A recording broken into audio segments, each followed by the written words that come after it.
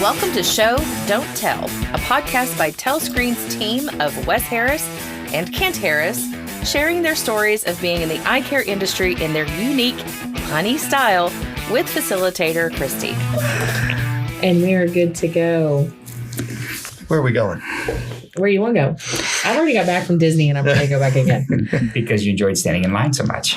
We stood in line. Yeah, everywhere. I would say. There was not, it wasn't like super horrible, but definitely lines because you should always be prepared for that at Disney. But the whole new, I say the new, I'm air quoting, new Disney Genie Plus and Lightning Lane stuff. They were taking the market by storm, weren't they? As today, yes. Yes, Kent, that was a funny email. It's raining today as we're recording this and, storms are everywhere. And we're coming in and recording. We're taking the market by storm, as Kent Harris says. And the thundering applause of our customers. That was the sound of the crowd leaving. That's how we To the 4 visitors out there that came in this month, I'm talking to you. Thank you. And you're welcome. But standing in line really is, in some sense, the new normal. I mean, you see electric vehicles and nobody has any chips, and so you make your reservation, you stand in line. And apparently 200,000 people are waiting for a Ford F-150 Lightning to keep that storm theme going, which Ford says could be a 3-year production run. Yes. I have friends who they work at Ford and they're telling me about how many chips one vehicle takes. I'm just saying, why don't they get a few extra bags? And, there got to be somewhere. I mean, or a can of Pringles even. I mean, crunch all you want. We'll make more. I'm pretty sure that's still out there. And they talked me into not doing video today because Wes has an issue with taking video today. And we need this kind of conversation just so you can see my facial reactions to these conversations. So back to the chips, though, not withstanding. Okay, so if we got a bag of chips, there's still like this huge air pocket of chips. Correct. You don't get near as many chips as you think. It is in a bag. That's exactly. right. And so this is what's happening is we don't have enough chips even for one vehicle anymore. So people are standing in line. Like even my friends are having issues. They want the Bronco and like this Mustang Mach-E thing. Mm-hmm. And that's not 0 to 60 in 3 seconds. Everybody needs to be able to do 3 that. seconds. Yeah. I mean, I'm just a rock and roller coaster to me. Wes and I have 2 new teenage drivers as of today. Oh. And they're all trying to convince me that we need that kind of acceleration. Sure we do. What the? Me first is my answer.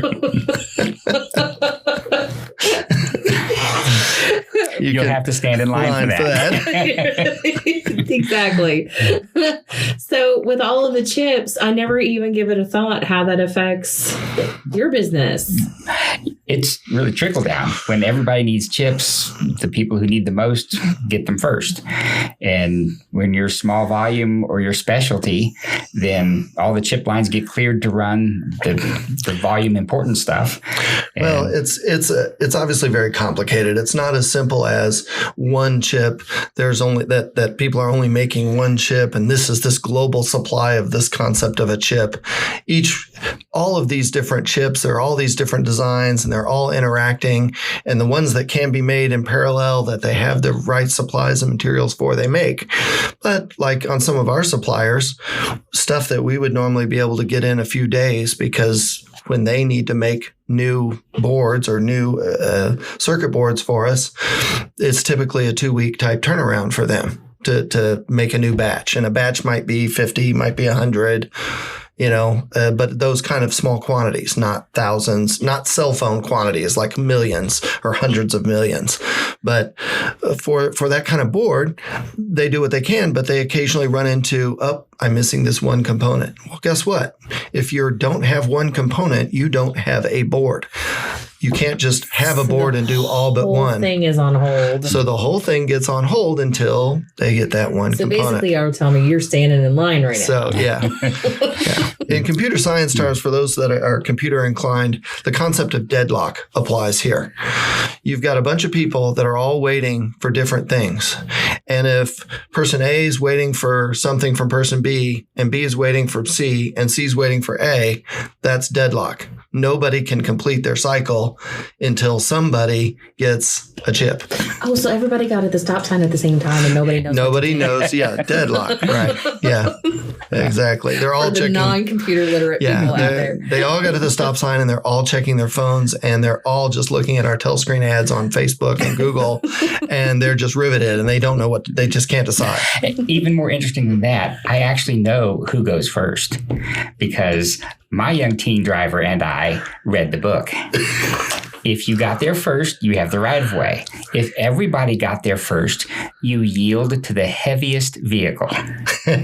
Really? Yes. Yeah. In Kentucky. I don't know about the rest of the country, but in Kentucky, you yield to bigger. And sorry.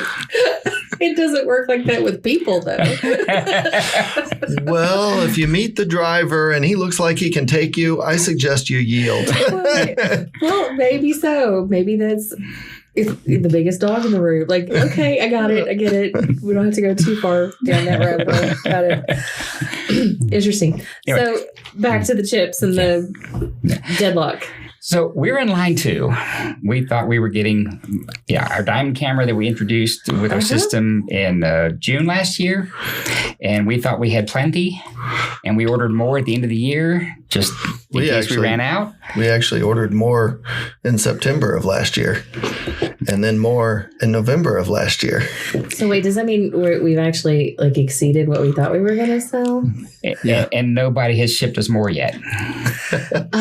Okay. Well, as your marketing person, just go ahead and pat yourself on the back. I'm pretty sure we can attribute it all to Christy's work on that beautiful diamond imaging system and that products page on that website. I mean, that was engaging, don't you think? It's going to be this podcast, though. My bald head sold 0 systems. Now, the flip side of that is, damn, I can't be pushing stuff, though. Well, you can get in line for the Ford F-150. Maybe you should get in line for a diamond system. We might have them at about the same time. Well, I'm just saying, to put it simply, we already kicked butt. Now we're taking names. So just sign up. I love it. I love that. So, yeah, since, okay, we're going to be on hold. So we don't really, do you know? What do you know from this? Yeah, we know that they're not telling us until they have them. And even if they did tell us, we wouldn't believe them until we had them. Yeah. Wow. We asked a month ago, we got one answer. We asked 2 months ago, we got an answer of 9 months out. We asked 1 month ago, it pushed out to a year out. So now we're thinking 2023. I'm thinking maybe we stop asking. And stop asking. It'll be here tomorrow. Stop asking. Yeah, when's the water going to boil? I mean, I think it really is that. And we're obviously doing everything we can, but I mean, yelling and screaming about it isn't going to get it produced any faster. As far as we can tell, we've yelled and screamed all that's reasonable to yell and scream and still get any response. Right. So now we're playing the waiting game. Nobody really knows the answer to the timing issue. Right. But we do still have some platinum cameras. Yeah, I was going to ask, how's the rest of the line lining up? Well, they got in line. We also still have slit lamps. So if you need a new slit lamp and a platinum camera, we can handle that. We'd be happy to exchange for a diamond down the road if you decide platinum is a placeholder and you'd really like the top system when it becomes available again. Mm-hmm. Yeah, if you want something now, you can get a platinum and we'll apply the full price to the diamond. I mean, we'll take care of you. We're not going to deny you the best. You just have to wait like the rest. You just have to wait like the rest. But you also have, let's not forget the maintenance plan. Right. Yeah, and maintenance plans, since they're mostly covering, the computing platform, which isn't so dependent on camera chips, which is right now the latest. And so far, they've managed that at least our particular product line, because computers, there's zillions of different product lines, whether you're laptops or desktops or micros or, all the different form factors. those are all different buckets of manufacturing. And so far they've been able to keep ahead of our demands on that. And we've stocked up. I mean, we've, like most businesses, the response is when, stuff I used to get in a day is now a month or 2 months or 6 months. They say, I need to have 6 months of supply on hand or a year supply on hand when I used to carry a month. And so, I mean, it's an obvious solution and so we're using it. Yeah. So we can still service the maintenance plans, keep you up and running, and keep that operational to generate the most revenue for your practice and the best impressions for your customers. Wes, you look like you wanted to say something. I was just, I don't know if Mr. Obvious is trademarked or not. But Long time listener. No. I'm pretty sure we'd be getting a note from the radio personalities that we've all listened to here locally. Yeah. So, okay. So, I mean, there's a lot to, as a business, there's a lot to unpack in that, because you guys are reliant on the distribution. The end user of that probably has zero concept of all of the touch points along the way that it takes to create a complete digital imaging system that just fits right in their practice. And you guys set it up and teach them how to use it and walk away. It already is complete. But all of the steps that you guys had to take to get it to that point. And we were blessed in the early years. We had Will Leggett as our director of manufacturing. And he was a veteran from General Electric who decided he didn't want to take the next move out of town and wanted to stay in Louisville and raise family here. So we were blessed to have him, and he taught us what manufacturing really is. And did the first bill of materials and sub-assemblies and breaking things down all the way down to what you have to order first and when, if you want to deliver a product on a specific date. And so getting that whole pipeline understood and documented so that you now have a procedure to follow, and if I start today, when will I actually have something that I can deliver? That manufacturing discipline was new to us in the early 90s, and certainly most small companies don't get that level of expertise, so we're very grateful to have it. But that really sensitized us to, what are supply chains? How long is ours? What's the typical? What's the most we've seen? The benefits of minimum order quantity. If you order in 8s instead of 12s, then, the packaging fits right and you get whole boxes instead of a box and a half. The common sense things like that my grandfather certainly knew on the farm. Well, translate that into a manufacturing business in modern day and look for those types of efficiencies. And really having that kind of process knowledge. I mean, as a small company and an entrepreneurial company, we tend to be on the fly. We think quickly. We think of solutions. Okay, I've got a solution. Let's go. But the discipline of manufacturing of, no, wait a minute, you may have an idea. You don't have a solution until you've documented the process of how to implement that idea so that when you're gone on vacation, whoever comes in can follow that document and do it. That's a practice. Right. So that level of organization was a tremendous blessing when we first started our company, and it's persisted ever since. So even in software development, at the time, that level of discipline was still growing within the software development community. And now you've got a lot of established processes in place for that, and different names and methodologies that, whether you're dealing with government and see a capability maturity model and that kind of stuff, or if you're dealing with industry and talking about an agile process, well, those are buzzwords and keywords that indicate the level of process thinking that has happened already. And it just says, that's the template I'm using. I'm using that mode. And having that background for us was huge, because it keeps us from having enormously costly mistakes of releasing software that's buggy too soon and having it ship out to, even if it's only 5 or 50 customers, the cost of that is huge in terms of your customer support, the damage to your image and your brand and your reputation. That's the value of that process. And fortunately, we learned it before we had to learn it the hard way.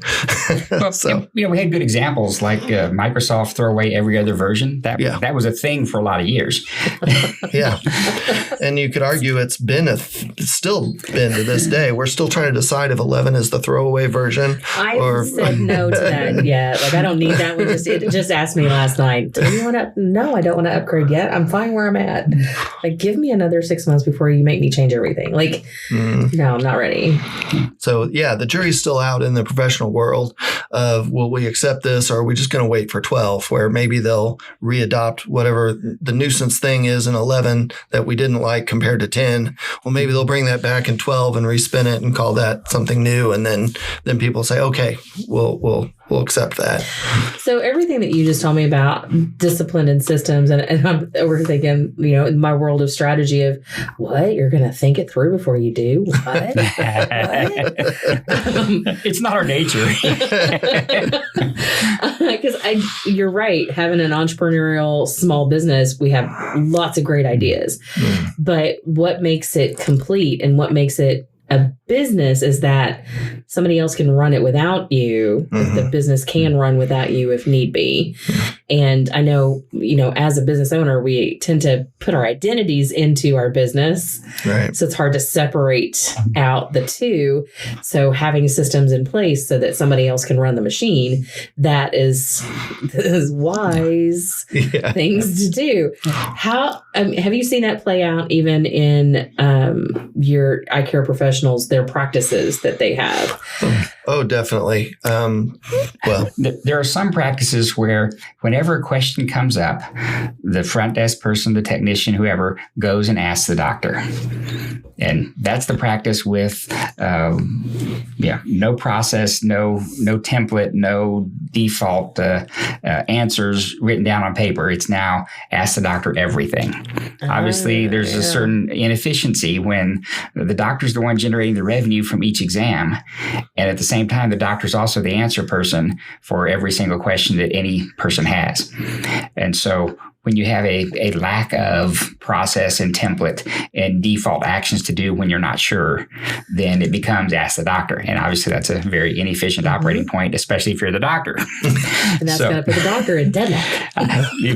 Exactly. I have to answer this question before anything can happen, but I need to see this patient so that there's pipeline flowing. I don't know where to go, what to do. Well, a lot of times that leads to staff turnover because the doctor gets pissed and they don't think about it. They get mad and they say, think for yourself, or some comment that will be maybe not as an emotional response instead of I can deal with this later. Please, They're write it down. Capacity. Sure. And so under stress, and so they're gonna maybe lash out and cause some hurt feelings that then the person decides, screw it. I don't have to take this. I can go somewhere else. And you want to talk about the cost to your business, hiring people and finding a good person, that's a good person's worth it. And whatever you have to pay, they're worth it. They're worth it. Well, because you have onboarding costs and you have, ideally, you're going to train your people. Yeah. And not just on product knowledge, but like how to work within the culture and, your process knowledge, right? And cross-train for various aspects of the processes. Right. So there's a lot that goes on just in that first 6 months of somebody's being new to a business. Big investment. Investment. There's a lot of time and money and space and supplies and all of this stuff. Not to mention the reputation you just said. Right. And then all of a sudden somebody got upset and therefore they're not coming in the next day. And so then what happens? You got to do the whole thing over again. Right. And, the old adage of hire slow, fire fast also applies too, because I work with enough small businesses that are like, I just need somebody to answer the phone. but do you? Yeah, no. Like, because if that person's in there and they're causing issues with all of the other people, Well, yeah. Like- Well, if they're answering the phone in such a way that they can't be bothered to listen to the person on the other end of the line, that's a great way to cut your revenue. yeah, this is why I like to know what your in-store sales are like from marketing. Because if marketing's working, like I'm bringing traffic in the door or the phone, and yet somehow it's not converting to a sale, I'm like, I know where the problem is. Yeah. Let me come work with that. Yeah. So, okay, we talked about the chips and we've talked about deadlock. Waiting in line. Waiting in line. Waiting in line is never fun, though. Well, No. I mean, at Disney, quite often the rides have things for you to look at. I Well, mean, Disney has done that on purpose because they know that there's going to be a line. They don't want trouble in the line. So in other words, they put an intermediate entertainment system to start you on your way to the final entertainment, much like us offering a platinum system while you're waiting for the diamond system. So nice tie-in. Yes. You're a genius, Disney. Where did we ever get that idea? I mean, Disney is one of those companies I will always look to and say, well, how, like, this is really working for the audience. How can I apply this concept to my business? How can I do that? What is it about this that's working? Well, it's that you feel like you're already in the ride when you're standing in line, like you're in that environment and the whole experience, and you're walking through the story before you even get to the ride. Like the ride is not the only thing that matters anymore. I want to be a part of this entire story. Rise of the Resistance is that. Like there's so many different compartments to the standing in line that is the full experience. It's no longer just a queue. They did a Sandler sales model there of the submarine. I imagine they compartmentalized and walked you through. And the whole thing is a story. It's amazing. The interesting thing you said about what do you do when standing in line? Well, what I end up doing when I'm standing in line, my mind really can't sit still like most. You're not sitting still now. I'm not sitting still right now. Yes, in the back of my mind, I'm thinking, what could I do to get a product that is actually out there? So what am I doing? I'm scouring for alternative cameras that maybe can hit a segment of the market that couldn't afford imaging before. And can I get something that someone actually has that I could deliver now? And that's, when in doubt, make a new product. That's an engineering statement. I mean, that's how a couple things have come about over the years. So that's what I'm doing while I'm waiting in line. Has anything come? Hadn't panned out yet. Oh, okay. Was working on it, and hopefully next month's podcast we'll be able to say something or say coming sooner to the next spot in line, to the next cordon, come to the next crossroads where you get to pass and do high fives with the people you've been standing in line next to for the next year as you weave your way through the cattle pens. Okay, I do have a funny story for you guys if you're willing to hear it. Yes. Absolutely. Okay, so I'm at Disney Epcot with my mom and stepdad, and we're in line for the Ratatouille ride. So it's the newest ride. Love that movie. It was awesome. The whole thing was awesome. And even standing in line, this was awesome because it's during the Flower and Garden Festival.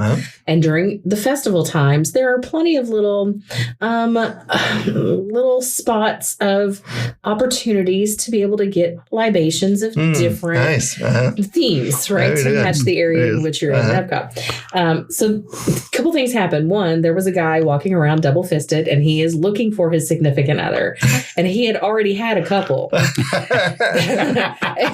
So any other will do. Any other will do. And we knew that he either was lost or he was looking for somebody. So we were trying to help him find. So it became that chain of, hey, Carol, are you over there? And so the whole group was trying to find his significant other for him. And the other thing was I found, it's like my spirit animal. The only thing would be more perfect for that if it's during Christmas time, then he could be searching for a Christmas Carol. Oh, can't. Stop it. On to the next story. We're still in line. I look over and I see this little old lady, and she is in her little motorized wheelchair, basket on the front, but she's got this hot pink hair, and she is, with a young guy, and is like, oh, that must be his mom. Well, they wind their way around closer. She has got more than hot pink hair. Like it is full on pinky. Like she is just, and not only that, but her martini glass of a frozen pink adult lemonade, and she has just got this blingy pink jacket. She's got pink pants. She came from the Grease ride, huh? Yes, and she was just living her best life. That was all that was. And she was waving and talking to everybody. And it's like, so we struck up a conversation, and she's 83 years old, and it was her first time to Epcot, and she was doing it right. As a celebrity. As a celebrity. She enjoyed her time in line.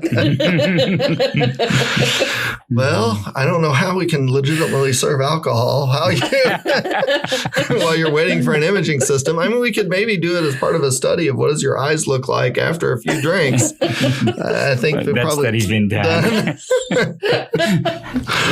But Wait, you haven't seen it.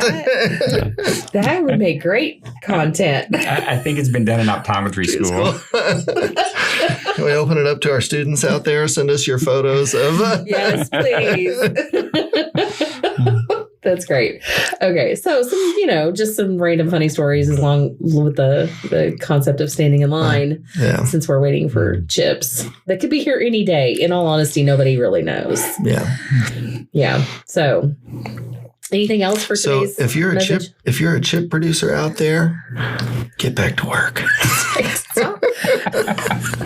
Show us, don't just tell. Stop wasting your time listening to podcasts and get back to that factory and get those masks produced. Come on, folks. And I'm talking about chip masks, not N95s. And Wes is just shaking his head at this point, so we're done, right? I'm trying to resist. When we get the disapproving big brother look, it's time to stop the episode. Well, you've heard the phrase resistance is futile. Well, it's also feudal, as in I'm going to hit you if you don't stop. And there won't be near the backlash to Wes because he's not Will Smith. So. Oh, you went there. And on that note, too hot to touch. Wow. Everybody's already seen that. So, this episode of Show Don't Tell is concluded. Brought to you by the Oscars. That would be Oscar the Grouch, right? Yes, around here. This podcast is not affiliated with the Oscars or Sesame Street. Thank you, everyone, for your time, for your listening. If you have any questions or comments, please send them in by submitting your information on the contact page at www.TelScreen.com. And you can listen to past episodes there on the podcast page, the link throughs. There we go, the click throughs on that. Find us there. See you next time on Show Don't Tell.